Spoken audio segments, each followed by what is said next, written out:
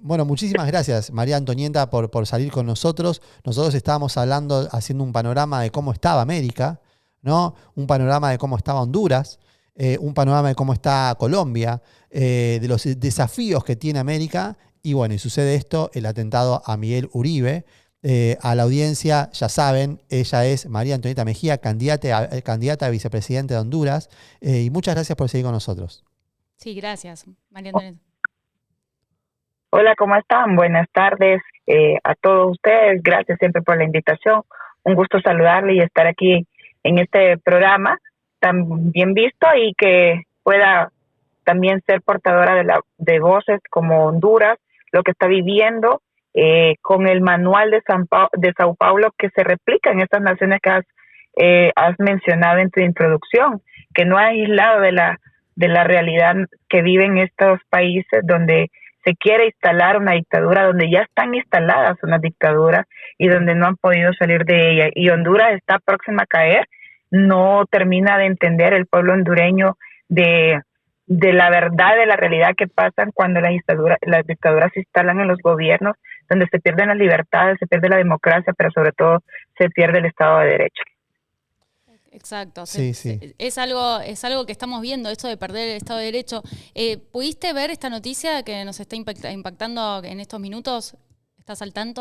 De hecho, el atentado de Uribe, lo que me están informando en este momento, sí, nos solidarizamos porque esto sucede solo en las dictaduras, cuando se persigue políticamente, cuando miren que un candidato o un líder es fuerte en su voz, hace eco y hace réplica de esa voz potente. Eso es lo que sucede.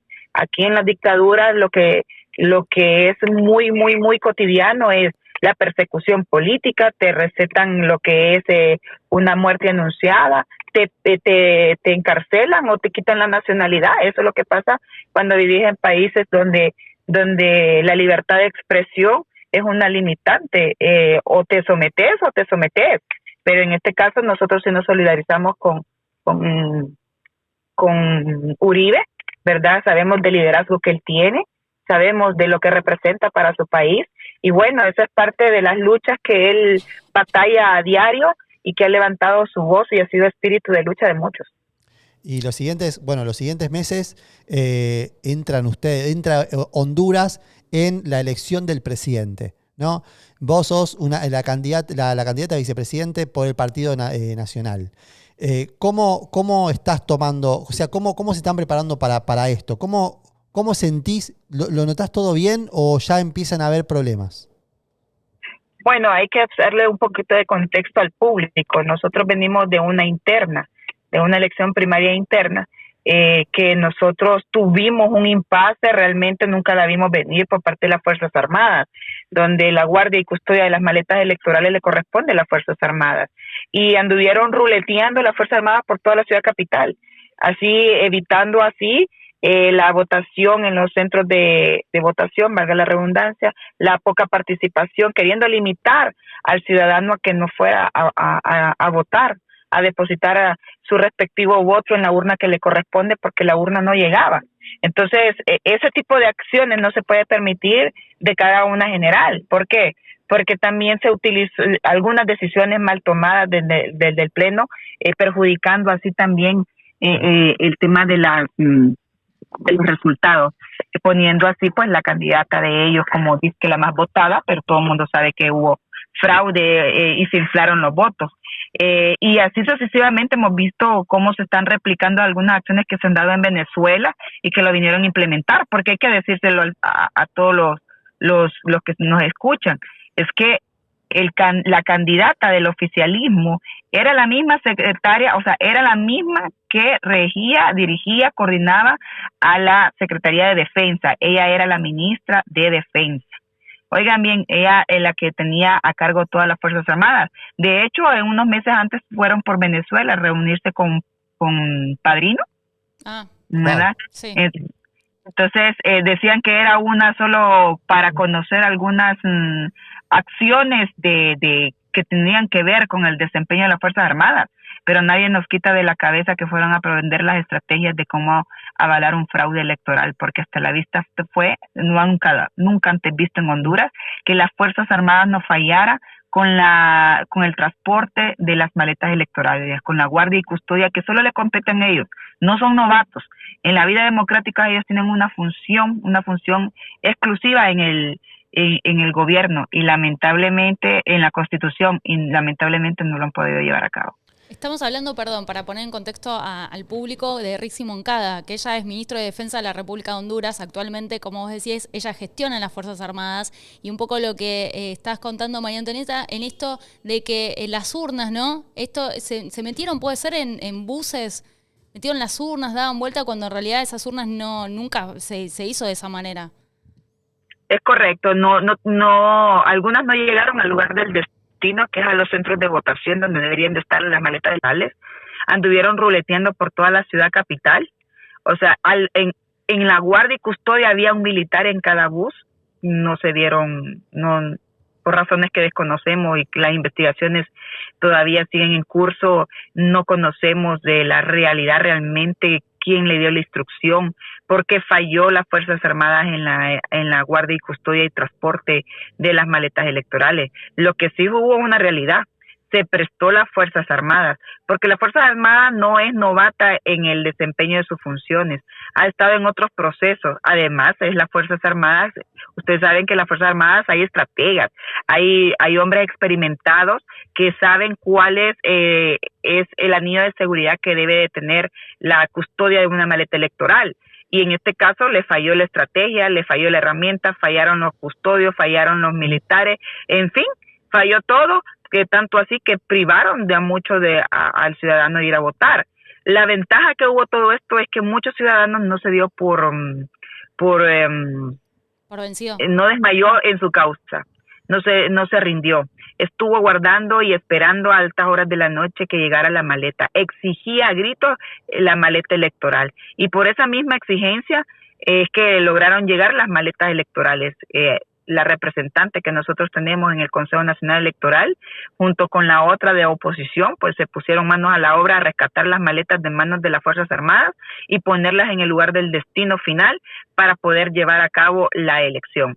Que tuvimos que reprogramar elecciones de unas urnas que no llegaron, sí, pero es un tema atípico, nunca antes visto aquí en Honduras. Por ende, hay un mal precedente en una elección primaria que tenemos cierto temor en la cara de generales.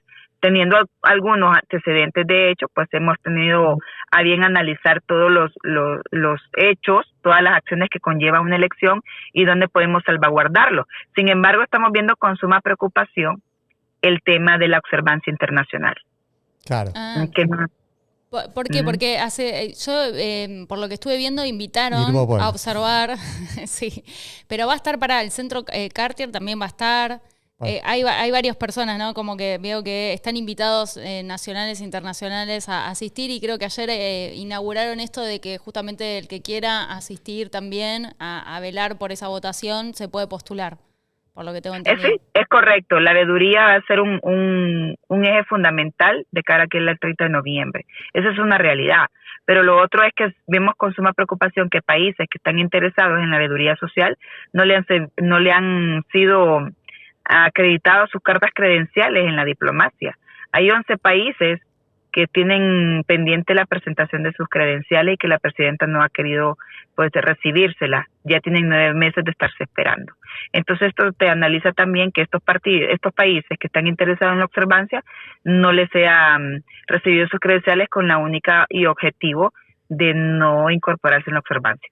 Entonces vos estás sintiendo o todos ustedes, todo el partido está sintiendo que hay una trampa en marcha, que hay ahí algo que todavía no se puede describir bien, pero está la presencia tal vez de esto que exporta el chavismo a Honduras. De acuerdo, totalmente. Aunque nosotros ya en el Congreso Nacional le dotamos de presupuesto, no descartamos también que el Foro de Sao Paulo, a través de sus manuales en cuanto a votaciones, como lo ha llevado a cabo en Venezuela, como lo ha hecho en Cuba, en Nicaragua, ahora en Colombia, lo esté queriendo implementar aquí en Honduras. Definitivamente que nosotros sí tenemos un temor latente, y ese temor latente es el que vengo explicando, de que por un lado la observancia, por el otro lado las Fuerzas Armadas. Otro índice que también genera preocupación en el voto en el exterior, donde nosotros no tenemos control, sino que ellos tienen control de las cancillerías, donde hay identidades, o sea, tu documento de identificación nacional está en poder de la Cancillería y no de la institución que corresponde. Creo que todo eso hace un cúmulo de sentimientos que despiertan las alarmas y que de una u otra manera está latente la preocupación del fraude. Claro, porque acá no es inevitable conectar, ¿no? Es inevitable. Cuando vos ves a Honduras, ves a la historial de Zelaya, ves obviamente el historial que tiene con Maduro, ¿no? Sí, abiertamente, digamos, lo apoya, ¿no? Tenés ahí la presidenta de Honduras actual, la primera mujer presidenta, Xiomara Castro, que apoya libremente respalda la ideología de lo que es Chávez, lo que es Maduro, respalda todo lo que está sucediendo con la tiranía, a favor, ¿no?, de la tiranía. Así que lo mismo la candidata oficialista que ellos tienen, o sea, Rixi Moncada. No se puede esperar mucho más, ¿no? Esto de sí, justamente que es la candidata del oficialismo. Es correcto, no se puede esperar a más que la implementación del manual. Quiero decirle que también Honduras ha sido sede del Foro de Sao Paulo y de la CELAC también, que solo acumula países de ideología de izquierda. Entonces, no solo estamos peleando con la familia Zelaya, ¿verdad? Familia Castro Zelaya, no solo estamos peleando con ellos, adicional estamos yendo un poco más allá, estamos peleando con el Foro de Sao Paulo. Esa es una realidad que no podemos obviar. Y aquí ustedes pueden ver el grado de empatía que tiene la familia Zelaya con Nicolás Maduro. Aquí vemos la empatía que tiene la familia Zelaya con Daniel Ortega. Aquí vemos la empatía que tiene la familia Zelaya con el de Cuba. Aquí vemos la cercanía que tiene la familia Zelaya con Petro. Aquí vemos todas las cercanías y empatía y esa relación de hermandad que tenemos con el tema de países donde se han violado los derechos humanos, donde se ha perpetuado la tiranía y donde se quiere perpetuar la tiranía, pero sobre todo donde se ha limitado las libertades del pueblo. ¿Sentís que el pueblo, ¿no?, hondureño es consciente de lo importante realmente de ir a esta elección, asistir a la elección y sabe a lo que se está enfrentando? Yo tengo entendido, son 6 millones el electorado de Honduras. Tenemos un padrón electoral de 5 millones actos para votar. Nosotros esperamos que este 30 de noviembre vaya a ser una votación masiva, una votación que el ciudadano por primera vez acuda a las urnas de forma voluntaria, pero también que mire que es con el único fin de salvar a Honduras de las garras de estas ideologías de izquierda trasnochadas que solo generan pobreza y miseria. Nosotros como misión tenemos acompañar a estos países a empezar a sanear todo esto del Grupo de Puebla, ¿no? Y cada vez son más países de Latinoamérica que se empiezan a unir en esta cruzada de cuidar, y esto en Argentina lo hemos vivido muy bien con lo que fue el sacarnos al kirchnerismo, ¿no? Para lo más lejos posible. Pero esto, ¿cómo estás viendo el apoyo internacional a Honduras? ¿Crees que todavía hay apoyo o todavía no arrancamos en eso? No, yo creo que Honduras, al igual que otros países que están viviendo la misma situación, tenemos que estar en el ajo, tenemos que estar en la mesa de todos esos países fuertes que combaten estas ideologías. El Foro de Madrid, que ha sido el que contrarresta el Foro de Sao Paulo, nos ha brindado el apoyo. Sin embargo, creo que no ha sido suficiente. Creo que necesitamos estar en las voces del mundo. Tenemos que estar en las voces de aquellos países que pelean para no caer en esta tiranía, en un gobierno que, más allá de fortalecer las capacidades y salir del subdesarrollo, más bien lo sumerge en la miseria y en la pobreza. Sí creo que nos ha faltado también elevar un poco el nombre más de Honduras en la plana internacional y ver el peligro que corre con la familia Zelaya. Recordemos que la familia Zelaya no es nueva. aunque el Partido Libertad y Refundación sea por primera vez electo en esta contienda electoral. Sin embargo, hay que decirlo, claro, es una continuidad de Manuel Zelaya Rosales, que venía con la imagen de Hugo Chávez, y ha tenido eso en la cabeza y nadie lo quita porque él vive las crisis. Los tiranos viven de la crisis y ellos tienen esa capacidad de generar crisis en los pueblos. Acá tenés un ejército que está creándose en toda América y lista para poder ayudarlos, para poder asistirlos. ¿Cuál es la siguiente fecha hito? ¿Hay alguna siguiente fecha hito que haya que tener cuidado antes del 30 de noviembre? Bueno, no, ahorita más bien el tema de las elecciones va enfocado más bien a preparar los institutos políticos que van a esta contienda. Ya el cronograma electoral está dado. Ahorita solo es de afinar las reglas del juego que le compete al Consejo Nacional Electoral, invitarle a todos los organismos nacionales e internacionales, a todo el pueblo hondureño también que esté interesado en ser parte de la observancia de este cara a este proceso. También hay que trabajar en la capacitación de las juntas receptoras de voto, hay que trabajar también para alinear estrategias para la defensa del voto, también hay que ver el tema del voto exterior. Todo eso son acciones ya dadas en el calendario electoral donde los partidos tenemos que prepararnos. Bueno, vamos a estar de cerca mirando esto. Sí, hay que estar de cerca ahí cuidando la democracia y que también que despierte, ¿no?, el pueblo hondureño, que se dé cuenta lo importante de estar vedando para que se dé esta elección correctamente. Te quería preguntar porque, bueno, tuvimos esa noticia horrible que teníamos que dar en vivo con respecto a Uribe, y vos también, me imagino, ¿no?, has recibido amenazas, es algo constante también ahí, digamos, en Honduras, que justamente por levantar la voz, porque también estás contra pesos pesados. Nosotros siempre decimos que tenés que tener una valentía como la tuya, María Antonieta, también, porque están combatiendo contra gente que es gente criminal directamente.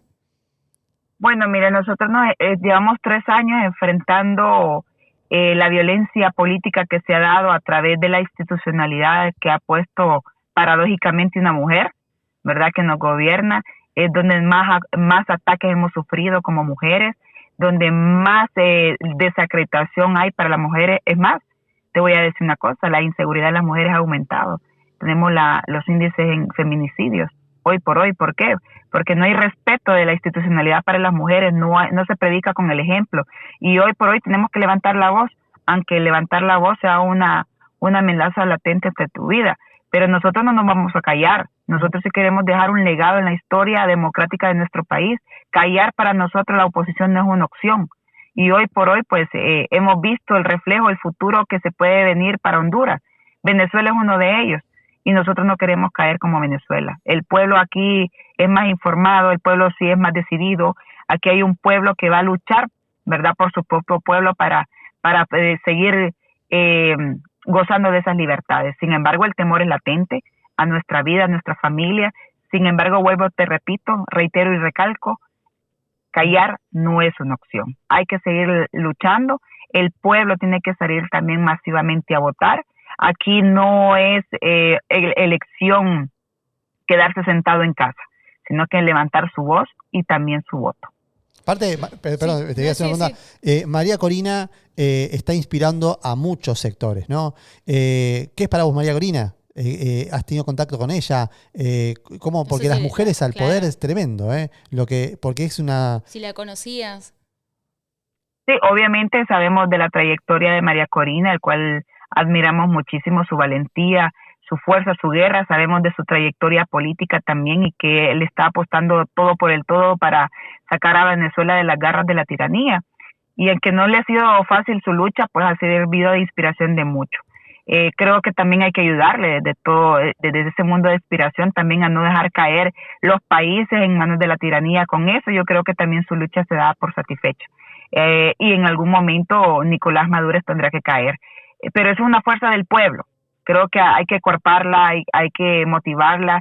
Yo admiro mucho a María Corina, no he tenido el placer de conocerle, pero es una mujer que inspira, obviamente porque su lucha es la misma mía que en este momento tenemos, que es salvar a la nación de la tiranía, de un gobierno radical de izquierda, de una ideología trasnochada que solo trae división en las familias, solo trae enriquecimientos para para los parientes de ellos, con el nepotismo, que violenta la Constitución, así también debilita el Estado de Derecho y sobre todo silencia las voces a través de la persecución política. Digno de todo, tiranía. Y en ese sentido nosotros sí queremos levantar la voz como lo está haciendo María Corina Machado. No queremos que nos llegue tarde, más bien al contrario, estamos a tiempo. Exacto. Y iba a decir, la presidenta de Honduras, ¿no? Se pronunció abiertamente a favor de Maduro. Sí, claro, ella fue la primera en avalar los resultados de Nicolás Maduro. Lamentablemente y vergonzosamente ella corrió a hacerlo. No midió el alcance, no pensó en su pueblo. También es como incoherente, ¿verdad? Porque hablan de un socialismo democrático y avalar una tiranía es como que no le calza el discurso. Pero así son estos mentirosos, farsantes. Estas ideologías no traen nada bueno a los países y mucho menos a la sociedad. Hoy por hoy la incoherencia es manifiesta. Miren, hemos pedido el reconocimiento del presidente que salió electo por ley en el mundo. Y lamentablemente, pues aquí la tiranía prevalece no solo en la presidencia de la República, sino que en el Congreso Nacional.